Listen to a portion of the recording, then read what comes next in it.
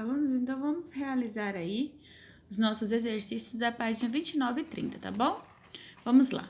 Na mitologia grega, uma das versões para o surgimento dos dias era que Apolo conduzia seu carro, o carro do Sol, do leste para o oeste, mantendo sempre a ordem do mundo. Letra A. Criar explicações para os fenômenos da natureza é algo exclusivo da ciência moderna? Justifique sua resposta. Bom, aqui é fácil responder essa questão porque é não, né, alunos? Porque a gente sabe aí, né, que as coisas que aconteceu aí, muitos fenômenos da natureza, né, vários estudiosos, né, astrônomos, filósofos, né, fizeram isso há muitos e muitos anos atrás. Então, não é só agora na modernidade que a gente vê aí o avanço, né, e as explicações dos fenômenos da natureza, certinho? Letra B. Qual a explicação atual para a sucessão dos dias? Bom, como que os dias surgem? Qual é o movimento responsável pelo surgimento dos dias? E aí? Aí vocês vão colocar. Número 2. Dê exemplos de unidades de medida de tempo que têm por base os movimentos da Terra. Unidades de medida de tempo. Bom, quando vocês estudaram sobre as unidades de medida de tempo, vocês viram que as unidades de medida de tempo podem ser segundo, minutos, hora, dia, semana, mês, ano, né? Então, quais unidades de medida que a gente pode colocar aqui para representar, exemplo, o movimento de rotação? Para representar o movimento de translação. E aí? Vou dar uma dica. Para representar os movimentos de rotação, a gente vai utilizar aí os dias, né? A contagem dos dias, 24 horas. Então, a gente vai usar dias e horas. E no movimento de translação, qual que a gente vai utilizar? Vocês pensem e respondam, tá? A número 3 diz o seguinte: faça. Essa daqui não precisa, tá? Porque no caderno não precisa. Vamos para 4.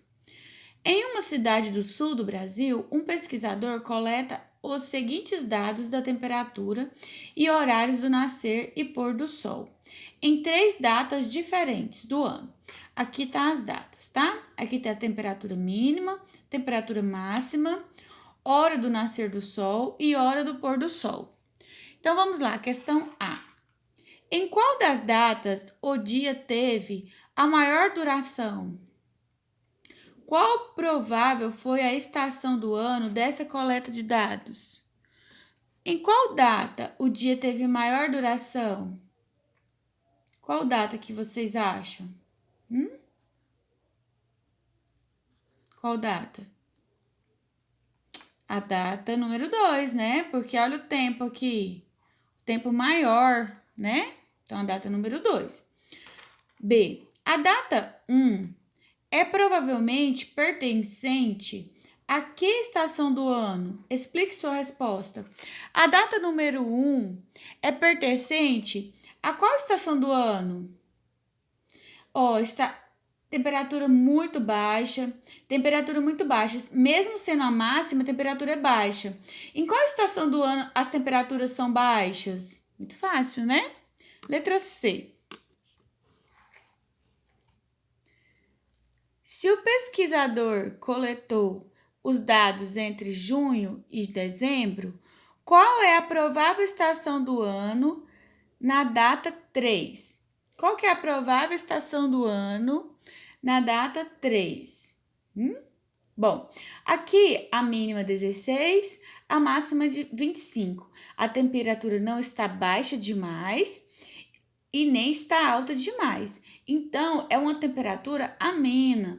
Por ela ser amena, é a estação das flores, né?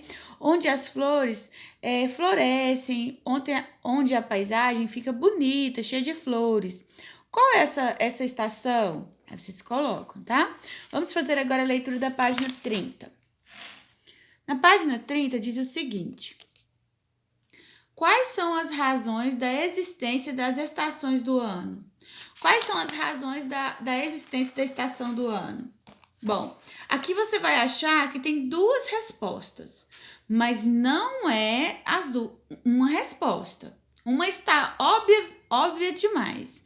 Só porque as estações do ano, como vocês vão ler aí, elas ocorrem por causa do movimento de translação, né? Elas aparecem, esse movimento também é responsável, né? Mas a existência, né, das estações do ano, onde uma parte da Terra é mais iluminada que a outra, ou seja, vamos supor, o hemisfério norte é mais iluminado que o hemisfério sul, isso acontece por causa de quê? Por causa da inclinação do eixo terrestre. Isso. Agora vamos para o número 6. Por que as estações do ano são diferentes no hemisfério norte e no hemisfério sul? Porque, por causa da luminosidade que a tia acabou de citar aqui. Aí você vai formular sua resposta aqui, conforme a explicação que a tia deu lá na videoaula, tá? 7. Dê exemplos de unidades de medida de tempo que podem ser relacionadas com os movimentos da Lua. E aí, com os movimentos da Lua, quais são as unidades de medida que a gente pode utilizar aqui? A gente sabe que os movimentos da Lua, eles são semelhantes, né? O movimento tanto de rotação quanto de translação, ele leva o mesmo tempo. Então, quais são as unidades de medida que a gente pode utilizar aqui? Bom, a gente pode utilizar aqui dias, mês, e podemos utilizar também semanas, né? No caso de mês, nós podemos utilizar o mês porque o mês de fevereiro tem 29 dias, né? Porque a gente sabe aí que a duração, né? A medida de tempo aí da duração aí das movimentações da Lua e todo o ciclo da Lua pode durar até 29 dias, né? A número 8. A número 8 diz o seguinte: Enem. É uma questão do Enem. Um grupo de pescadores pretende passar um final de semana do mês de setembro embarcado pescando em um rio. Uma das exigências do grupo é que, no final de semana a ser escolhido, as noites estejam iluminadas pela lua o maior tempo possível. A figura representa as fases da lua no período proposto. Considerando-se as características de cada uma das fases da Lua e o comportamento desta no período delimitado, pode-se afirmar que, dentre os fins de semana, o que melhor atenderia às exigências dos pescadores corresponde aos dias 8 a 9 de setembro, 15 a 16 de setembro, 22 a 23 de setembro, 29 a 30 de setembro, 6 a 7 de setembro. Lembra lá na videoaula que a tia explicou sobre aqui, ó, a movimentação da Lua? Hã?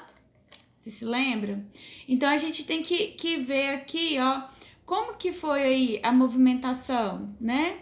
A gente tem que ver em relação aos dias aí, né? Ao passar aí dos dias. Qual que você acha aí que é o melhor dia para os pescadores participarem aí dessa pesca? E aí, vocês acham que nessa daqui, que é a nova, na crescente, na cheia ou na minguante? E aí, qual que vocês acham? Vocês vão marcar, né? Geralmente, né, seria daqui a aqui, porque daqui ela vai passar para cheia, então vai ter uma boa luminosidade, né? Então, do dia 24 até aqui, então seria, né, uma data próxima.